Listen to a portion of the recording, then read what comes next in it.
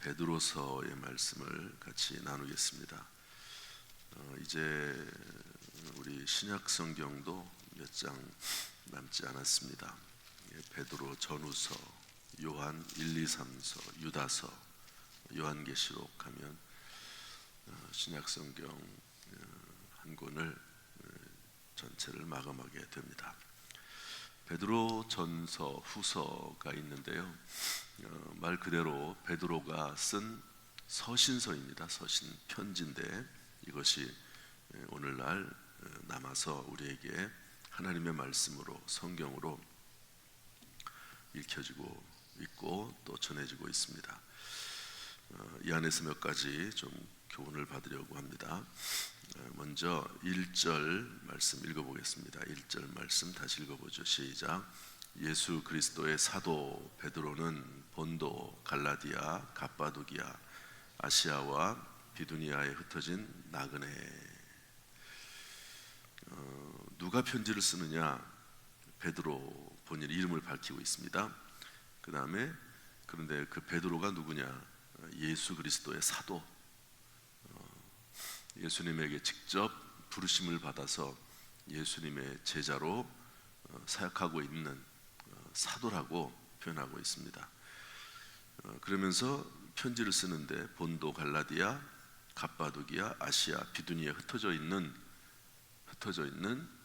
성도들에게 편지를 쓰는 거죠. 그런데 성도란 말을 쓰지 않고 굳이 나그네란 말을 썼습니다.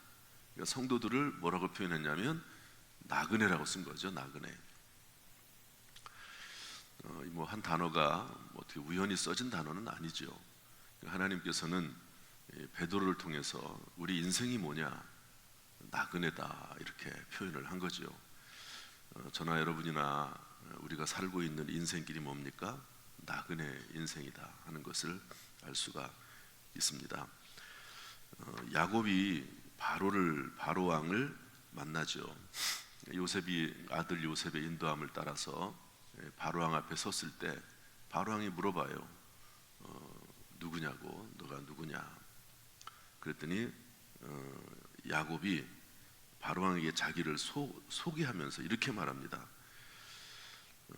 일단은 야곱이라고 이야기를 하고, 그런데 내 나그네 길의 세월이 130년이다. 우리 조상들에 비하면 아무것도 아니지만 정말 짧고 험악한 세월을 보내었나이다. 이렇게 자기를 소개를 해요. 지금까지 130년을 살았다는 겁니다, 야곱이. 그런데 나그네 길이다. 짧고 험악한 세월을 보냈다. 여러분들은 어떻게 생각하십니까? 여러분들의 생활이, 삶이 나그네 삶이라고 생각하십니까? 나그네의 특징이 뭐죠? 이동한다는 겁니다. 이동. 한 곳에 정착하지 않고 그곳에 계속 죽을 때까지 머물러 사는 것이 아니라 계속 이동해 가면서 살아나가는 존재가 나그네죠. 야곱은 정말로 정말 험악한 세월을 보냈습니다.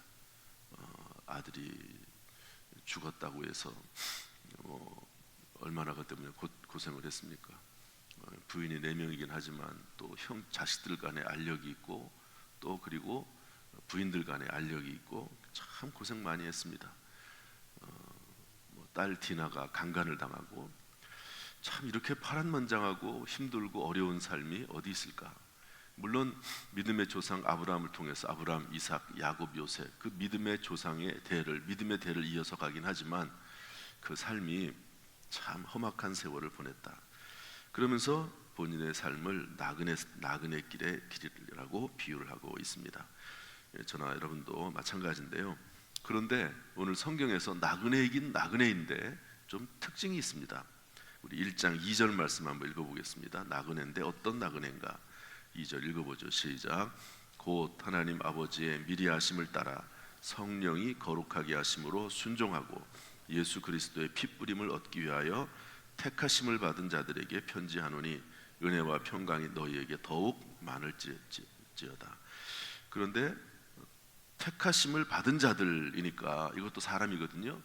처음에는 나그네로 표현했다가 두 번째는 택하심을 받은 자들 이렇게 되어 있습니다. 그러니까 우리가 나그네이긴 나그네가 맞지만 하나님의 선택함을 받은 나그네다. 한번 따라합시다. 하나님의 선택하심을 받은 나그네. 그래서 하나님께서 미리 아시고 또 성령으로 거룩하게 하시고 그리스도의 핏부림을 받아서 하나님의 택하심을 받아 구원받은 나그네라고 표현하고 있습니다. 세상 사람들하고는 다르죠. 저나 여러분이나 하나님의 택하심을 받아서 구원받은 그런 나그네, 그런 존재가 바로 저와 여러분인 줄로 믿습니다. 돌아갈 본향이 있는 거죠. 본향이 있습니다. 나그네 생활 계속 나그네 생활하마다 끝나는 인생이 아니고 돌아갈 본향이 있습니다. 여러분, 저나 여러분이나 돌아갈 고향, 영원한 하나님의 나라, 그 나라가 우리에게 예비되어 있는 줄로 믿습니다. 우리는 그 나라를 바라보는 거죠. 그 나라. 이 땅에서의 삶이 정말 짧고 험악한 세월. 솔로몬 같은 사람도 얼마나 그 부귀영화를 누린 사람입니까? 그런데 솔로몬도 헛되고 헛되며 헛되고 헛되니 모든 것이 헛되도다. 인생을 그렇게 정의하지 않았습니까? 우리가 언젠가는 돌아갈 그날을 바라보면서 살아가는 그런 존재인 줄로 믿습니다. 1장 조금 뒤로 넘어가서요, 우리 17절 말씀에도 나그네란 말이 나오는데요, 한 번 더 읽어보겠습니다. 1장 17절 시작. 외모로 보시지 않고 각 사람의 행위대로 심판하신 이를 너희가 아버지라 부른즉 너희가 나그네로 있을 때에 두려움으로 지내라. 여기는 뭐가 되어 있냐면요, 심판, 행위대로 심판하시는 아버지를 섬기는 나그네다, 이렇게 되어 있습니다. 나그네이긴 맞는데, 선택을 받은 것도 맞는데, 그러나 하나님은 우리의 행위를 보시고 심판하신다. 아버지이긴 하지만 심판하시는 아버지이기도 하시다는 거죠. 그래서 나그네로 있을 때 두려움으로 지내라. 따라합시다. 두려움으로 지내라. 여기서 말하는 두려움은 공포는 아닙니다. 하나님에 대해서 공포스럽게. 그렇다면 아버지라는 단어를 안 썼겠죠. 여러분, 아버지가 우리의 공포의 대상은 아닙니다. 특별한 경우가 아닌 한. 그렇지만 아버지를 함부로 대할 수는 없는 거죠. 그렇지 않습니까? 그런 아버지입니다. 아버지를 경외하고 하나님을 두려워하고 그러면서 심판하시는 하나님 아버지를 우리가 섬기면서 살아나가야 된다 하는 것입니다. 그 다음에 2장 11절에 가서도 또 나그네라는 말이 또 나옵니다. 한번 보겠습니다. 2장 11절 말씀 다 같이 읽어보죠. 시작. 사랑하는 자들아, 거류민과 나그네 같은 너희를 권하노니 영혼을 거슬러 싸우는 육체의 정욕을 제어하라. 여기서는 이렇게 표현하고 있습니다. 나그네이긴 하되 영혼을 거슬러 싸우는 육체의 정욕을 가지고 있는 나그네다. 끊임없이 우리에게는 싸움이 있다는 거죠. 육체의 정욕. 그래서 사도 바울이 로마서 7장 23절 24절 보면 이런 말을 했습니다. 오라 나는 곤고한 사람이로다. 이렇게 말하고 있거든요. 이 사망의 몸에서 누가 나를 건져내랴. 끊임없이 내 안에서 싸우고 있는 거죠. 그렇지만 로마서 8장으로 넘어가면 그러나 그리스도 예수 안에 있는 자는 결코 정죄함이 없나니 그리스도 예수 안에 있는 생명의 성령의 법이 죄와 사망의 법에서 해방되었습니다. 잘 보세요. 그러니까 우리가 공고한 사람입니다. 육체를 입고 있기 때문에 끊임없이 육체와 믿음의 법이 서로 싸우는 건 맞습니다. 그러나 그럼에도 불구하고 하나님 앞에 감사할 수 있는 것은 그리스도 예수 안에서 정죄함이 없다. 이미 우리는 법적으로 그리스도 예수 안에서 구원받은 하나님의 자녀다 하는 것이죠. 단지 이 땅에서 우리의 육신이 연약하여서 사탄 마귀가 끊임없이 우리의 생각 속에 잘못된 생각을 집어넣어 주어서 마음 속에서 싸우고 있는 것은 맞지요. 그리고 그 싸움에서 질 때도 많습니다. 그러나 그럼에도 불구하고 그리스도 예수 안에 있는 우리에게는 결코 정죄함이 없다라고 말씀하고 있습니다. 여러분, 저나 여러분이나 육체의 정욕과 늘 싸우고 있습니다. 그렇지만 예수 그리스도의 피로 구원받은 그런 존재, 하나님의 자녀가 저와 여러분인 줄로 믿습니다. 그래서 로마서 8장 4절에 가서 뭐라고 기록하고 있냐면 영을 따라 행하라고 말씀하고 있습니다. 택함 받은 나그네로 살아갈 뿐만 아니라 두려움으로 지낼 뿐만 아니라 영을 따라 이 세상에서 살아갈 것을 말씀하고 있습니다. 이런 유명한 이야기가 있습니다. 인디안 추장이 있는데요. 그 추장 할아버지가 있고 추장인데 또 그 아들이 있고 손자가 있습니다. 아들을 불러다가 그 추장이 할아버지가 이렇게 얘기합니다. 사람의 마음 속에는 두 마리 늑대가 있다. 그 두 마리 늑대가 항상 싸우고 있단다. 할아버지, 그러면 그 늑대 마음 속에 있는 그 늑대 두 마리가 서로 싸우는데 누가 이깁니까? 그랬더니 그 추장이 하는 말이, 네가 먹이를 주는 늑대가 이긴단다. 두 안에서 두 마음이 싸우고 있죠. 우리의 마음은요, 영적 전쟁터입니다. 그런데 누가 이기느냐? 내가 손을 들어주는 편이 이기는 겁니다. 그럼 누구의 편을 서들 거냐? 오늘 성경 말씀에 로마서 8장 4절에 근거하면 성령을 따라서 편을 들어주는 거죠. 성령을 따라서, 성령의 감동하심을 따라서 사는 겁니다. 내 마음은 끊임없이 성령께서 일하시기도 하고, 가룟 유다처럼 악한 영 사탄 마귀가 예수를 팔려는 생각을 집어넣어 주기도 하는 영적 싸움의 각축장이 우리의 마음입니다. 그래서 그 안에서 성령의 편을 들어주고 성령의 손을 들어주고 성령을 따라서 행하는 것이 나그네로서 살아갈 우리의 본분이다 하는 것을 알려주고 있습니다. 오늘도 이 새벽에 주의 전에 나와서 기도하는 것, 성령을 따라서 행한 일인 줄로 믿습니다. 늘 성령께서 우리에게 감동 감화하시고 또 성령을 따라 행하는 우리에게 이 험악한 세월에서 승리할 수 있도록 도우시기를 주님의 이름으로 축복합니다. 그 다음에 우리 1장 18절 말씀을 좀 볼까요? 1장 18절 말씀 다 같이 보겠습니다. 다 같이 시작. 너희가 알거니와 너희 조상이 물려준 헛된 행실에서 대속함을 받은 것은 은이나 금같이 없어질 것으로 된 것이 아니요 오직 흠없고 점없는 어린 양 같은 그리스도의 보배로운 피로 된 것이니라. 여러분, 저와 여러분이 예수의 피로 대속, 죄 용서받은 줄로 믿습니다. 23절 말씀 보겠습니다. 23절 다 같이 시작. 너희가 거듭난 것은 썩어질 씨로 된 것이 아니요 썩지 아니할 씨로 된 것이니 살아있고 항상 있는 하나님의 말씀으로 되었느니라. 여러분, 하나님의 말씀이 선포가 됐습니다. 예수 그리스도 복음의 말씀이죠. 그 말씀은 영원히 변함없는 1.1억도 땅에 떨어지지 않는 진리의 말씀인 줄로 믿습니다. 그 말씀 붙잡고 우리가 구원받은 줄로 믿습니다. 2장 9절 말씀 보겠습니다. 2장 9절 10절 말씀, 2장 9절 말씀 다 같이 읽어보겠습니다. 시작.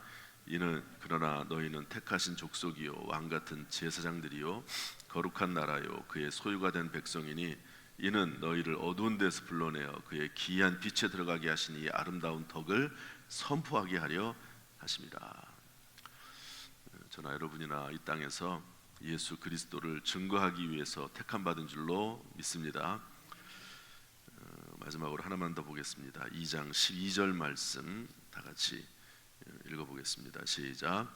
너희가 이방인 중에서 행실을 선하게 가져 너희를 악행한다고 비방하는 자들로 하여금 너희 선한 일을 보고 오시는 날에 하나님께 영광을 돌리게 하려 함이라. 이것도 하나님께서 우리를 어떻게 왜 부르셨느냐 하는 건데요, 선한 일을 행하도록 우리를 부르셨다고 성경에 기록을 하고 있습니다. 저나 여러분아 모두 예수 믿고 구원받아 하나님의 자녀가 됐죠. 이미 천국행 티켓을 우리가 손에 쥐고 있는 줄로 믿습니다. 언제든지 하나님이 우리를 부르시면 천국에 들어갈 수가 있고 그곳에서 영원한 생명을 누리며 살 줄로 믿습니다. 그런데 이 땅에 사는 동안 뭐 할 거냐? 이 땅에 사는 동안 여기 말씀 보면 하나님의 빛을 선전하기 위해서, 그리고 선한 일을 행하기 위해서 이 땅에 존재하고, 그래서 마지막 날에 하나님 앞에 영광 돌리기 위해서 존재한다고 성경에서 말씀을 해주고 있습니다. 시간상 다 읽지는 않겠지만 2장 12절, 3장 16절 말씀 보면 선한 행실은 비방을 막는다고 되어 있습니다. 불신자들이 그리스도인들을 비방하거든요. 여러분, 요즘도 불신자들이 교회를 비방하고 성도들에 대해서 비난하는 이유가 뭐죠? 선한 행실이 없어서 그렇거든요.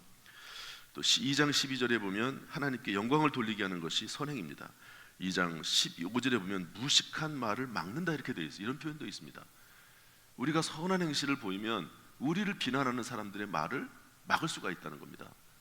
선한 행실로. 참 여러분, 선한 행실로 구원을 받는 것은 아닙니다. 우리가 뭐 착한 일 한다고 천국 가는 게 아니고 우리는 오직 예수 그리스도를 믿음으로 구원을 받는 줄로 믿습니다. 마치 우리 십자가 세계 십자가 달려 있는 것처럼 구원받은 한 강도처럼 하나님의 나라에 임할 때 나를 기억해 달라고 그렇게 말씀할 때 예수님께서 뭐라고 말씀하시죠? 네가 오늘 나와 함께 낙원에 이를 것이다 라고 말씀하시면서 구원을 하나님께서 우리에게 이미 주셨고 구원은 순간적으로 받습니다. 그러나 이 땅에 남아있으면서 구원을 받기 위해서 선한 일을 하는 것이 아니라 이렇게 무식한 자들의 입을 막고 비방을 막기 위해서 선한 일을 하고 마지막 날에 하나님 앞에 영광을 돌리는 것이지요. 그리고 착한 행실로 이 말씀 좀 읽어보겠습니다. 3장 1절 2절 말씀인데 한번 읽어보죠. 3장 1절 2절 말씀 시작. 아내들아 이와 같이 자기 남편에게 순종하라. 이는 혹 말씀을 순종하지 않는 자라도 말로 말미암지 않고 그 안에 행실로 말미암아 구원을 받게 하려 함이니. 남편이 어떻게 구원을 받는다고요? 말로서가 아니고 행실로 구원을 받는다 이랬습니다. 참 가족 전도하기 어렵습니다. 왜 어려울까요? 가족들은 삶이 뻔히 다 보이기 때문에 그래요. 하는 게 보이잖아요. 예수님처럼 예수님 믿는다고 하면서 교회 다닌다고 하면서 그렇게 살질 않아요. 그러면 어떻게 남편이나 자녀들이나 또 가족들이나 아내들이 믿겠습니까? 철저히 성경은 가족 전도, 남편 전도는 말로 말미암지 않고 그 안에 행실로 말미암아 구원을 받는다 이렇게 얘기했습니다. 지난번에 우리 최경주 프로 골퍼 선수가 장로님이시죠. 그분이 간증한 적이 있습니다. 짧게 얘기하긴 했지만 그의 아내가 이 최경주 씨의 그때는 예수 믿기 전인데 교회는 처음에 결혼할 때 이제 교회 다녀야지만 결혼한다고 해가지고 결혼했는데 뭐 프로 골퍼하고 이러면서 교회를 다닙니까? 그러니까 이제 아내가 거기에 대해서 얘기를 했겠죠. 그게 안 나와요. 그러니까 말로써 안 되는 겁니다. 그러니까 발을 붙잡고 기도했다는 거 아니에요. 발을 붙잡고 남편의 발을 붙잡고 기도하다 보니까 어느 순간에 남편이 일어나서 앉고 어느 순간에는 무릎 꿇고 같이 기도하고 그러다가 이제 교회를 다니고 그리고 이제 프로 골프 칠 때 늘 성경 말씀을 주머니에 집어넣고 다니면서 그때 주신 하나님의 성경 말씀을 들고 다니면서 프로 골퍼 역할을 했다는 것 아닙니까? 그러다가 메이저 대회에서 큰 대회에서 우승을 하고 나서 교만이 잔뜩 들어간 거예요. 10년 동안 우승이 없다는 거 아니에요. 그분이 그렇게 표현했습니다. 교만은 패망의 지름길입니다. 교만이 들어오면 그때부터 망하는 거거든요.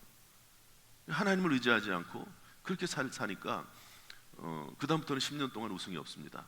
그러다가 최근에 SK텔레콤 2024년 5월달에 거기에서 우승해가지고 이제 간증 나온 거 아니에요. 그 전에는 간증하라고 해도 못 나오는 거죠. 자기의 삶이 그런 걸 어떻게 나와서 간증합니까? 그런데 하나님께서 다행히 기회를 주셔서 간증하게 하시는 겁니다. 구원을 받게 하는 것, 참이 행실이 정말 중요하다 하는 것을 알려주고 있습니다. 그리고 3장 17절에 보면 뭐라고 되어 있냐면 이것도 한번 읽어볼까요? 3장 17절 참 이런 말씀도 성경에 다 있습니다. 3장 17절 이것도 행위에 관련된 건데요. 다 같이 시작. 선을 행함으로 고난받는 것이 하나님의 뜻일진데 악을 행함으로 고난받는 것보다 나으니라. 선을 행한다고 해서 다 칭찬받는 게 아니라는 거죠. 선을 행하더라도 심지어 고난도 있다 하는 것을 알 수 있습니다. 그러나 그게 바로 하나님의 뜻이다. 선을 행함으로 고통받는 것 하나님의 뜻이다. 악을 행하다 고통받는 것보다 낫지 않냐. 예수님 때문에 선을 행하게 되고 예수님 때문에 고통을 당하게 되면 그게 더 낫다. 그게 복이다. 이렇게 말씀해주고 있습니다. 혹시 예수님 때문에 직장 생활 잘 못하기도 하고 예수님 때문에 좋은 직장 또 때때로 포기하기도 하고 예수님 때문에 욕먹기도 하고 그런 때가 있습니까? 그렇다면 그것 때문에 낙심하지 말고 오히려 하나님 앞에 감사하고 하나님 앞에 영광 돌릴 수 있는 저와 여러분 될 수 있기를 주님의 이름으로 축복합니다. 3장 7절에 이런 말씀이 있습니다. 이제 선행에 대한 이야기는 마치고요. 3장 7절에 보면 남편들에 대해서는 아내를 귀하게 여기라. 이는 너희 기도가 막히지 않게 하기 위해서 그렇다고 되어 있습니다. 3장 19절, 이건 좀 깁니다. 이건 설명하기 너무 지금 이 3장 21절 물에 대해서 세례로 표현하고 있습니다. 모세가 이렇게 홍해를 건너기도 하고 또 그 다음에 노아의 방주 때 8명 외에는 다 물에 잠겨 죽었죠. 그러면서 물이 뭐냐 세례로 표현을 하고 있습니다. 세례를 받지 않았죠. 뭐 노아의 그 홍수 때도 그렇고 그 다음에 그 모세가 강을 건널 때, 바다를 건널 때도 그렇고. 그런데 그것을 해석을 해서 물은 세례라. 그리스도께서 어느 순간에 그 사람들은 전혀 복음을 들어보지도 못했고 노아의 식구 8명 외에는 다 물에서 죽었다. 그들이 어떻게 될 거냐? 그들은 복음을 들어보지도 못했다. 거기에 대해서 옥에 있는 영들에게 선포하신다. 그리스도께서 이렇게 말씀하고 있습니다. 천주교에서는 이 말씀을 근거로 해가지고 우리가 이 땅에서 선을 행하면 연옥에 가 있는 부모들이 천국 갈 수 있다 이렇게 가르치거든요. 그런 말은 없습니다. 연옥이란 말이 있지만 그리스도께서 전혀 기회가 없었던, 복음을 들을 수 있는 기회가 없었던 그들에게도 기회를 한 번 더 준다 이런 의미지, 뭐 우리가 여기서 착한 일을 하면 연옥에 있는 사람이 천국 간다 그런 의미는 아닙니다. 그래서 이 말씀이 있는데요, 이 베드로전서에 나오는 독특한 말씀 중에 하나입니다. 이런 말씀은 우리가 좀 기억을 해야 될 필요가 있어서 말씀을 전합니다. 말씀을 정리하겠습니다. 저나 여러분이나 이 땅에 나그네로서 살아가는 존재입니다. 야곱은 험한 세월을 지냈다고 했습니다. 여러분, 우리에게는 이 땅이 전부가 아니고 영원한 하나님 나라, 그곳이 우리의 영원한 본향인 줄로 믿습니다. 참된 만족과 안식은 그 나라에 있는 줄로 믿습니다. 이 땅에 사는 동안 순간순간마다 하나님 나라를 품고 살아가는, 본점은 천국이에요. 본점은 이성국 목사님 말했던 것처럼 고문당하면서 본점은 하나님 나라에 있고 이 땅에서 우리 마음속에 천국 지점을 누리면서 살아가는 그런 저와 여러분 될 수 있기를 주님의 이름으로 축복합니다. 하나님께서 우리를 도우시고 날마다 새 힘 주시기를 주님의 이름으로 축복합니다. 기도하겠습니다.